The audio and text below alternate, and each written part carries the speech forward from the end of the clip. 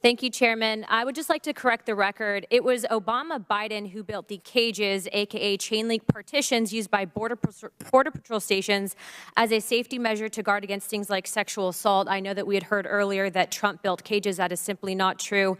And it is also, as seen behind me, Biden who put kids in shipping containers, something that the media wanted to fact check. But as you can see, these are shipping containers. Now, it is no secret that there is a crisis at our southern border. Obviously, Mayorkas was actually caught on a hot mic a couple of years ago saying that these numbers were unsustainable.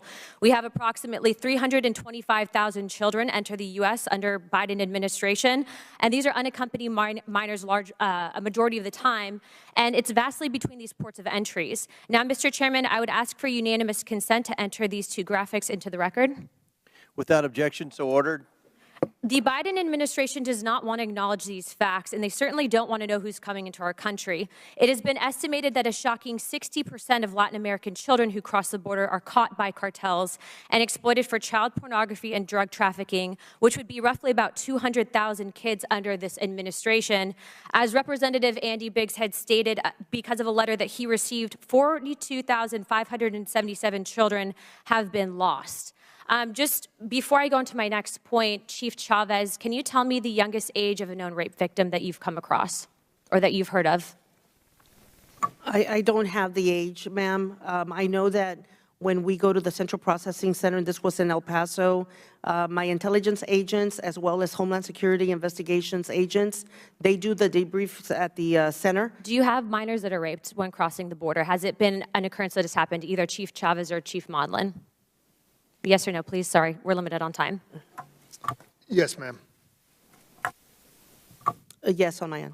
Thank you. President Trump did expand biometrics collection to include DNA testing pilot program and fingerprinted children under the age of 14 to crack down on child smuggling and migrants posing as fake families. Now, I hear a lot of rhetoric saying that it was wrong for people to separate children, but I, as a Hispanic woman and a veteran, think that it is the right thing to do to separate children until you can biologically confirm that they are not being handed over into the hands of traffickers, and it is grossly irresponsible to hand those children that we might not have any idea if they're actually biologically related. Chief Modlin, would you agree that you would rather have a child to be confirmed to be a known family member than release them into the hands of a trafficker? Thanks, ma'am. So I would agree. Anything that helps us determine the actual familial bond is positive. Okay, so with my follow-up question on this one, are children currently having their biometric data being collected under this administration? It depends on the age of the children, but 14 and above, they are, as I testified to earlier in Tucson sector, the vast majority are 17-year-old Guatemalan males. It's fairly rare to see young unaccompanied females in Tucson. Are you able to collect at every sector in every section of the border? I can't speak for the other sectors, ma'am, but we do the same in RGV. Okay. I would just like to also ask one more thing. A large part of your job is engaging in catching those that are engaging in human smuggling and trafficking. Do you believe that with more funding that you could do your job better? Ma'am, I absolutely believe more funding, we can do our own job, we can do our job better, absolutely. Ma'am? I agree the same, ma'am. Okay, I just want to close out with this because I know that we're limited on time here. For any member of this House of Representatives advocating to defund Border Patrol and ICE, not only are you complicit in engaging in aiding and abetting traffickers, but you are hurting minority children at that. And with my final question, can you please tell me, are a majority of Border Patrol agents white or Hispanic? Ma'am, my understanding is the majority of Border Patrol agents are Hispanic. And as I've stated earlier, most of them are either first-generation migrants or migrants themselves.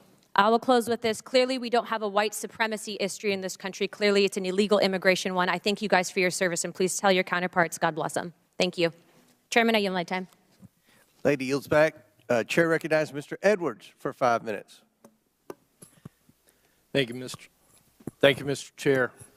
To each of our fine officers here, I thank you for your service at our border and all of those that are supporting you.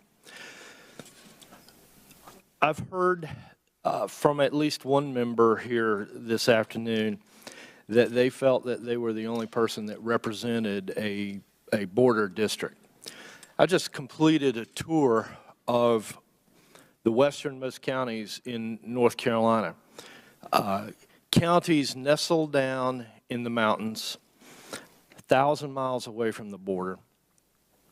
And every sheriff that I visited said that they felt that they were protecting their county from the border. They were a border county because they're seeing the influence into what was once mountains that seemed impenetrable to these types of behaviors, particularly the drugs. Mr. Modlin, I know that we have heard reports of how many pounds of fentanyl, gallons of fentanyl have been captured. Do we have any method to estimate how much fentanyl has actually made it through into the United States? Thanks for the question, sir. To my knowledge, there is no way to estimate the amount that made it into the United States. It certainly, that estimation certainly wouldn't come from me. I'd like to follow up. When you discover fentanyl coming in, can you tell us what that looks like? Is it in the back of a truck, a backpack? Did somebody swallow it in some container? What are the mechanisms that people are using to get the Chinese fentanyl into the U.S.?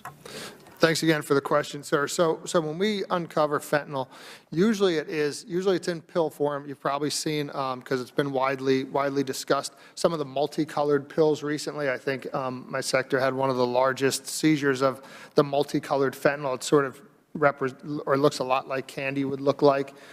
We see that sometimes at our immigration checkpoints and then often between the ports of entry as well, or just on a traffic stop that Border Patrol agents make. Okay. Thank you. Mr. Chair, I'd just like to comment to the committee that we heard an argument from the other side earlier this afternoon that this was an issue of humanity, and I couldn't agree more.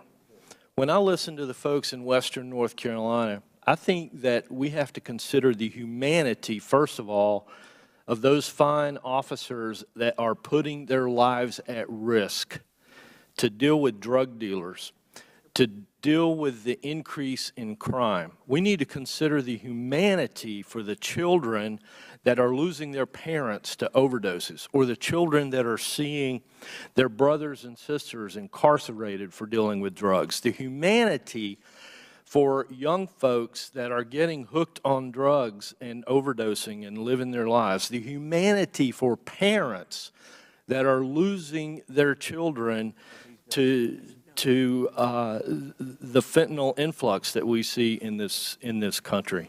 Mr. Chair, I know we're running out of time. We've got some other deadlines, so I yield back. Thank you.